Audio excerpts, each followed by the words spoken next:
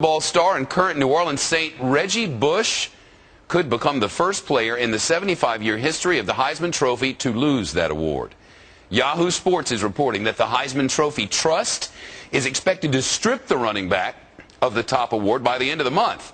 The trust is investigating whether Reggie Bush took gifts while still in college. If so, that was a break of NCAA rules. Earlier this year, the NCAA retroactively ruled Reggie Bush was ineligible for parts of the 2004 season when he led the Trojans to a national title, and the 2005 season when he won the Heisman.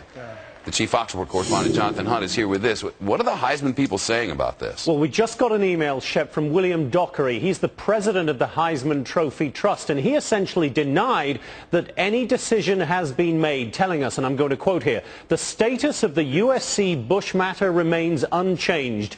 Any reports to the contrary are inaccurate." He also referred us to a July statement which said, and I'm quoting again, "The trust will be considering the issues raised in the USC Reggie Bush matter, and after reaching a decision will publish it. But due to the complex issues involved and the trust's desire to reach an appropriate decision, no definitive timetable has been established." So Reggie Bush may be losing the Heisman. He may be keeping it. Most experts, Shep, think we'll know in the next couple of days for sure. Improper gifts, right, along the course of his stay at USC. Yeah, these are the allegations that Reggie Bush and his family benefited from lavish gifts from two would-be sports marketers. Those gifts apparently include hotel stays, limo trips, a new suit when Reggie Bush picked up the Heisman Trophy.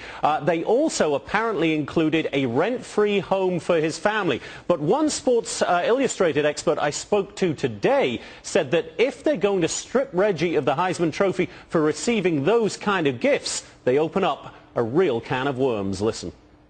I don't think that this offense is necessarily grounds for stripping a Heisman, and certainly setting a precedent for taking away future Heismans where there are people well before Reggie Bush that probably could have deserved to have their Heismans taken away. And pretty much anybody you speak to in sports would say that the giving of these kind of dubious gifts is at the very least widespread in college sports. Shep. Yeah, at the very least. All right, he won the Heisman in 2005.